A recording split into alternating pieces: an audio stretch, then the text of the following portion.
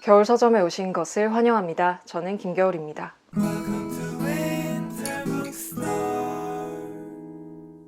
저의 요새의 화두는요, 우리가 좀 이해하기 힘들다라고 말하는 어떤 인간의 행동들, 우리가 보통 상식이라고 부르는 것들 밖에 있는 그런 인간의 행동들과 그리고 어떤 거대한 폭력을 마주한, 어떤 거대한 폭력을 경험한 피해자들의 각각의 삶 같은 것들입니다. 그리고 여기에 더해서 이제 현대 문명의 속성 같은 것들, 그런 것에 좀 관심을 많이 가지고 있어요. 원래 대학교 다닐 때부터 좀 관심이 있었던 그런 주제들인데 한동안 좀 잊고 살다가 요새 다시 한번 그런 주제들을 생각을 해보게 됐습니다. 오늘 소개해드리는 책은요, 그러한 이유로 이제 선택을 한 책인데요. 사실 다룰지 말지 고민을 좀 했어요. 이 책을 제가 잘 전달을 할 수 있을지를 잘 모르겠어서 고민을 조금 했는데 한번 열심히 해보기로 했습니다. 꼭 소개해드리고 싶다는 생각이 더 컸어요. 그래서 왜 꼭 소개를 해드리고 싶었는지는 제가 이 영상의 후반부에 책의 특징 또 저의 감상 말씀드릴 때 함께 이야기를 하도록 하겠습니다. 그러면 본격적으로 책에 대한 이야기 한번 시작해 볼게요. 오늘 소개해드리는 책은 무라카미 하루키의 언더그라운드라는 책입니다. 좀 두툼하죠. 원래는 이렇게 속편까지 이렇게 두 권으로 구성이 되어 있어요. 그래서 1편은 언더그라운드, 2편은 약속된 장소에서 라고 되어 있습니다. 여기 언더그라운드 2라고 써있죠. 그러니까 연결되는 이야기인데요. 오늘 말씀드리는 내용에서는 이 언더그라운드를 조금 더 자세히 설명을 드릴게요. 이 두 권의 책의 바탕에 있는 어떤 사건이 있습니다. 1995년 3월 20일 아침 8시경에 도쿄 지하철의 5개 편성에 이상한 사람들이 나타나서 사린이라는 독가스가 있어요. 신경계 화학가스인데 그 독가스를 살포를 하고 도망갑니다. 그래서 그 전차에 타고 있던 사람들을 비롯해서 그 일을 수습하려고 하던 영무원들까지 사망자만 13명이고 중경상을 입은 사람이 거의 5,500여 명에 이르는 굉장히 충격적인 사건이었어요. 이 언더그라운드라는 책은요, 이 도쿄 지하철 살인가스 사건이 일어난 약 1년 후인 1996년 1월부터 12월까지 약 1년여 동안 이 사건의 피해자들의 목소리를 담아서 써낸 책입니다. 르포르타주고요. 총 60여 명의 피해자 증언이 수록이 되어 있습니다. 책의 목차는 5개로 구성이 되어 있어요. 그 지하철 5개 편에서 벌어진 사건이라고 말씀을 드렸잖아요. 그래서 그렇게 5개, 지요다선, 마루노우치선 오기쿠보행, 그리고 마루노우치선 이케부쿠로행, 그 다음에 히비야선 나카메구로발, 그 다음에 히비야선, 기타센주발, 나카메구로행 이렇게 5개 선을 목차로 하고 있고요. 각 지하철 내지는 역사에서 이 사건을 경험한 사람들을 이제 순서대로 쭉 다루고 있습니다. 이 증언을 하고 있는 증언자들의 증언 내용이 굉장히 구체적이고요. 각 증언자들의 직업이라든지 어떤 일상, 출근을 매일 몇 시에 하는데 그날은 몇 시에 했습니다. 이런 식의 어떤 아주 구체적인 내용들이 수록이 되어 있는 그런 책입니다. 책의 저자인 무라카미 하루키에 대해서는 제가 자세하게 설명할 필요는 없겠죠. 네, 무라카미 하루키 워낙 유명한 작가이기도 하고 또 많은 분들이 알고 계시니까요. 하루키에 대해서는 오늘은 설명을 생략하도록 하겠습니다. 책의 소개는 이제 이만하면 이게 어떤 책인지에 대한 전반적인 소개는 좀 된 것 같고요. 제가 이 책을 소개하고 싶었던 굉장히 중요한 이유, 그리고 이 책의 의의 같은 것들을 조금 더 자세히 말씀을 드리고 싶어요. 그래서 지금부터가 조금 더 본격적인 내용이라고 할 수 있을 텐데요. 책의 특징을 먼저 좀 이야기를 해볼게요. 이 책의 가장 중요한 특징은 제가 느끼기에는 이 사건에 다가서는 작가의 태도와 그리고 각 피해자들, 증언자들을 인터뷰하는 작가의 접근 방법, 그리고 그것을 서술하는 작가의 태도 같은 것들입니다. 굉장히 거대한 사건이 일어났잖아요. 너무너무 충격적이고 말도 안 되는 사건이 일어났는데 매스컴에서 이 사건을 다룰 때 너무나 뭐랄까요? 이 사건의 어떤 본질을 파헤치려고 하기보다는 조금이라도 더 자극적인 거, 조금이라도 더 가십거리가 될 만한 것들, 그리고 가해자들의 그 가담한 가해자들의 너무나 상세한 프로필, 그 사람들이 어떻게 살아왔는지, 그리고 이 사건을 이제 일으킨 주범이 이제 옴진리교라는 신흥 종교단체인데요. 이 범죄를 실제로 실행한 사람들 있죠. 그 사람들이 굉장한 엘리트들이었어요. 의사도 있었고요. 과학자도 있었고요. 그러니까, 사회에서 굉장히 성공한 그 엘리트라고 부르는 사람들이 이러한 비상식적인 행동을 했다는 것에 대해서 굉장히 가십거리로도 보도를 했던 모양이에요. 이제 여러 다양한 보도가 나왔겠죠. 그러니까 그런 것들은 너무나 많은데 이제 하루키가 봤을 때 하루키가 정말 궁금했던 것은 아무도 이야기를 해주지 않더라는 거예요. 그게 뭐였냐면 1995년 3월 20일 아침에 도쿄의 지하철에서는 정말로 무슨 일이 벌어졌는가 하는 것이었습니다. 가해자의 경우에는 그 사람들의 구체적인 삶이 모두 폭로되어서 살아있는 사람의 지위를 획득한 반면에 피해자들은 얼굴 없는 피해자들, 그냥 숫자로 치환되고 얼굴 없는 사람들이 되어버려서 그러한 상태로 사람들은 그냥 상식과 비상식, 어떤 광기, 악, 선악의 대립 이런 구도로 그냥 이 사건을 소비하고 끝났다는 것이죠.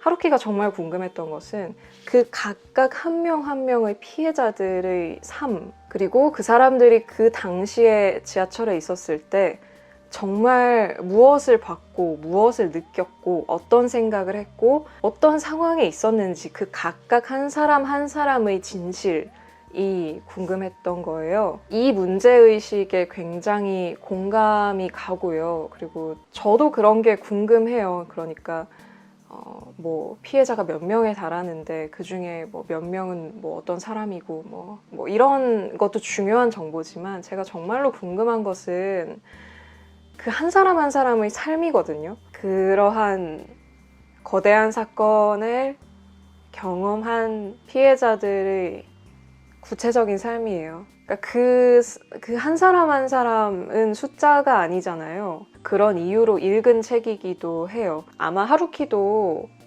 소설가로서 당연히 든 의문이었을 수도 있을 것 같고요.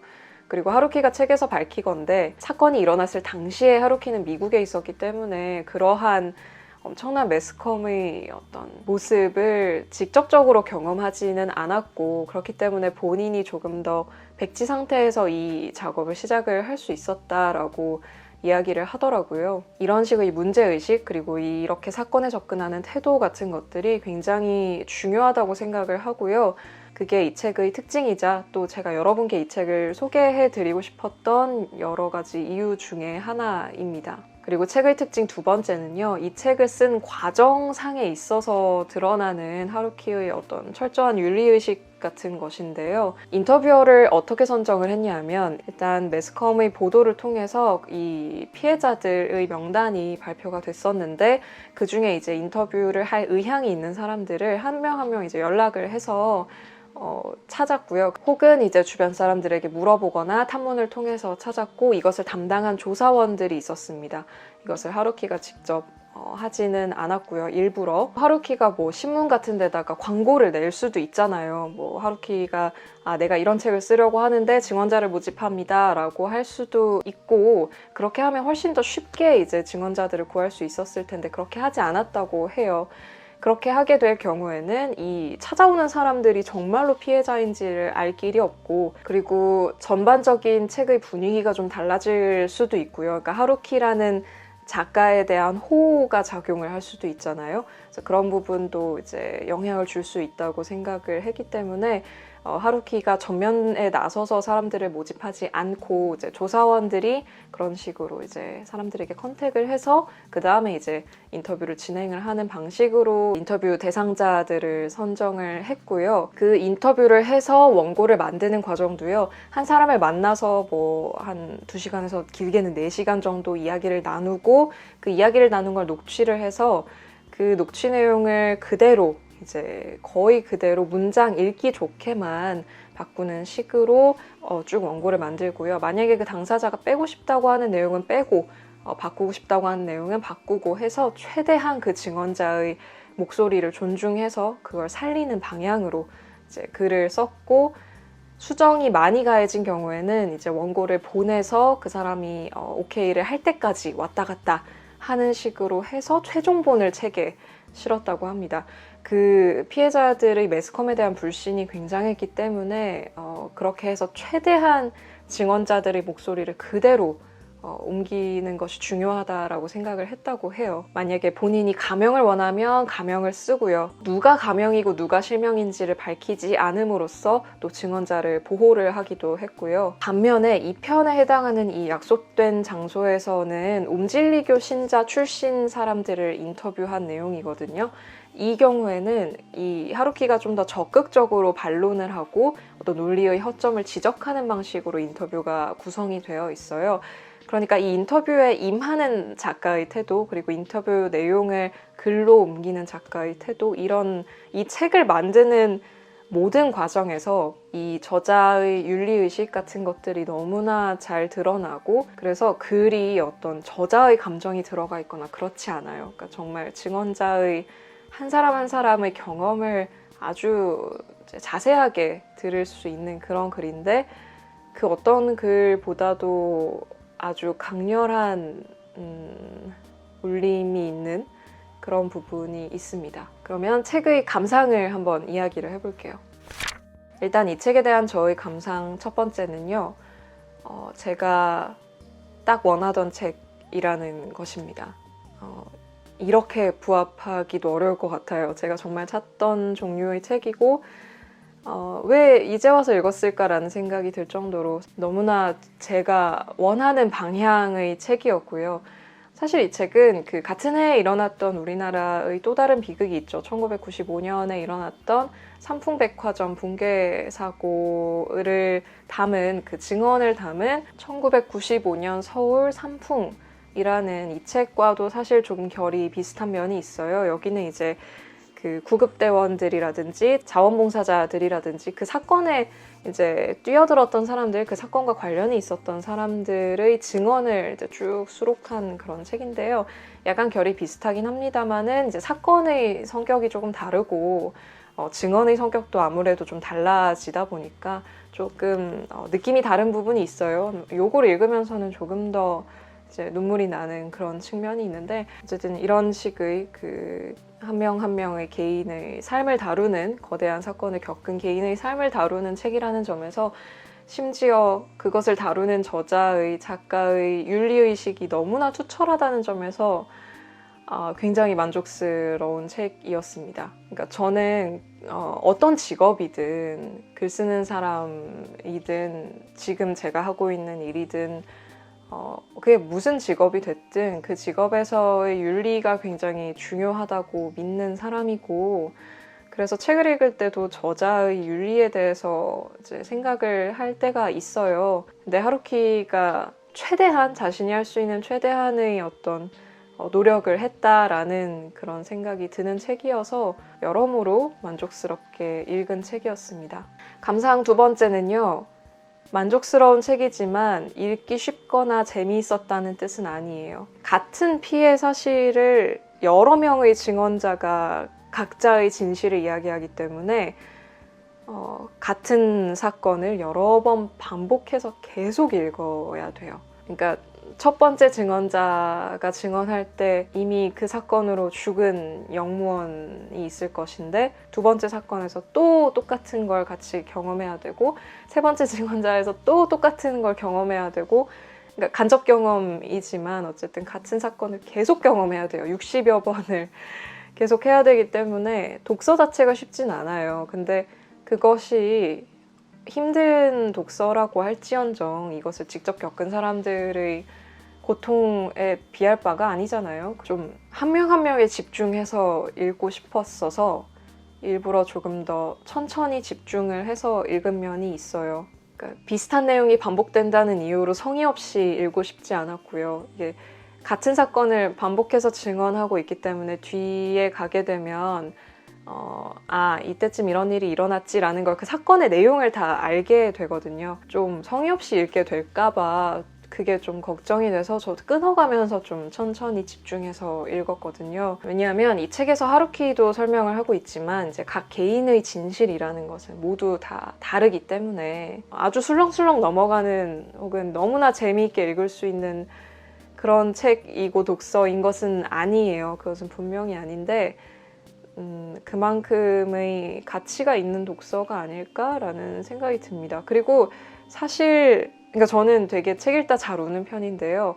언더그라운드를 읽으면서는 눈물이 나는 경우는 거의 없었어요. 물론 이것이 살아있는 사람들의 증언이어서 그리고 대부분이 이제 자기는 뭐 지금 회사 다니고 잘 살고 있다 이렇게 이야기를 해서 그런 것일 수도 있고 혹은 뭐 모르겠어요. 일본인들이 증언을 해서 그런가 좀 담담한 증언들도 상당히 많았어서 제가 읽으면서 울거나 그러지는 않았어요. 근데 어쨌든 네, 쉬운 독서는 아니었음은 분명하고 그럼에도 불구하고 최대한 한 명 한 명에 집중해서 읽으려고 애를 많이 썼다라는 것이 저희 두 번째 감상입니다. 그리고 감상 세 번째는요, 이 책의 증언 내용을 제외하고 이제 하루키가 뒷부분의 에필로그에서 자기 나름대로 이 사건을 분석을 하고 있어요. 도대체 왜 이런 일이 벌어졌는가?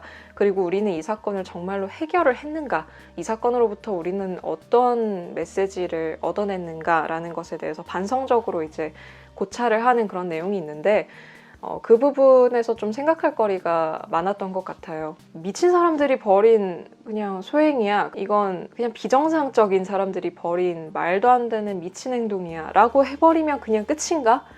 그러면 이 사건은 해결인가? 같은 사건이 벌어지지 않으리란 보장이 있는가? 혹은 조금 더 깊은 이유가 있는 게 아닐까? 라는 이제 궁금증이 생기기 마련이잖아요. 이제 그 부분에 대해서 하루키가 좀 나름대로의 분석을 한 내용인데 이 부분도 상당히 인상적이었어요.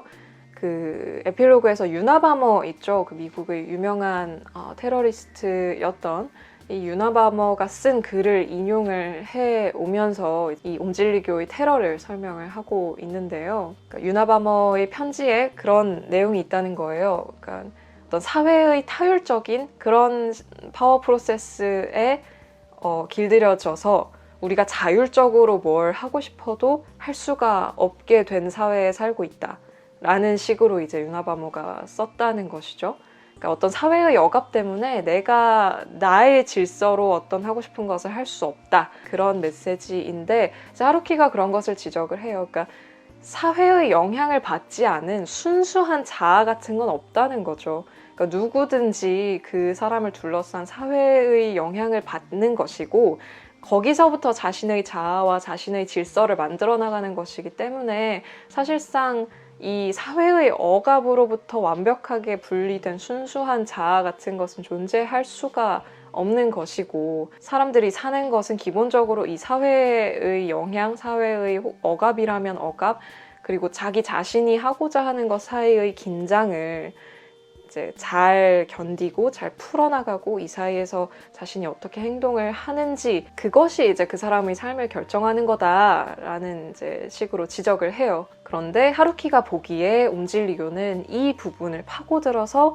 사람들에게 어떤 사회의 억압이 없는 완전한 자기 자신, 자기의 자아를 완성할 수 있다 라는 어떤 환상을 심어주고 그 옴질리교에 귀의한 사람들은 자신의 힘으로 이 긴장을 버티는 대신 이 옴질리교의 자신의 자아를 넘기고 자아를 양도하고 이 책의 표현에 따르면 그 옴질리교에서 제공하는 어떤 논리들을 자신이 내면화함으로써 굉장히 평온한 상태에 이르렀던 것이 아닌가 라는 분석을 하루키가 하고 있어요. 그럼으로써 각자가 가지고 있는 자신의 이야기가 있잖아요. 그러니까 누구나 자아 정체성이라는 것은 자신이 자신에 대해서 가지고 있는 어떤 이야기이잖아요. 나는 이렇게 태어나서 이런 경험을 했고 그래서 어떤 사람이 됐다라는 자기만의 서사가 다 있잖아요.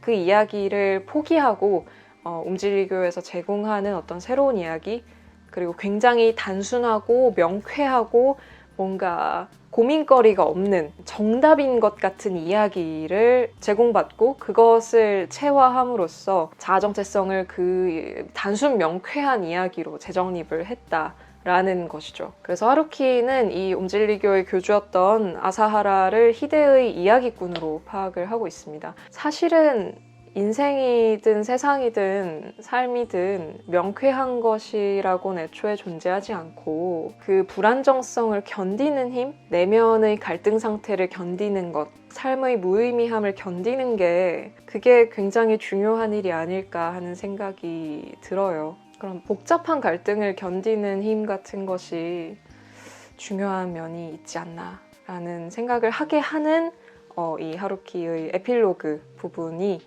굉장히 인상적이었던 부분이기도 했습니다.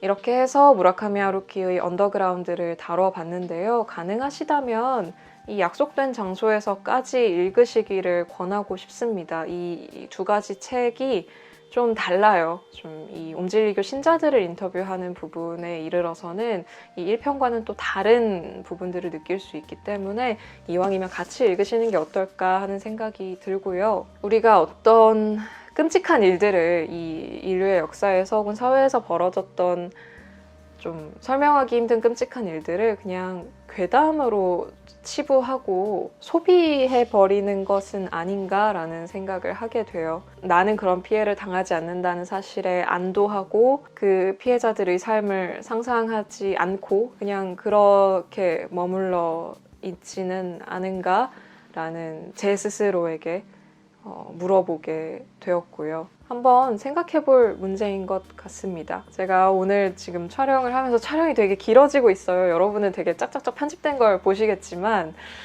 촬영이 굉장히 길어지고 있어요. 제가 중간에 우느라고 자꾸 NG를 내가지고 지금 편집을 어떻게 해야 될지 모르겠는데, 그리고 말도 오늘 좀 유난히 중언부언을 했던 것 같아서 여러분께 제 마음이 잘 전달이 될지 모르겠습니다.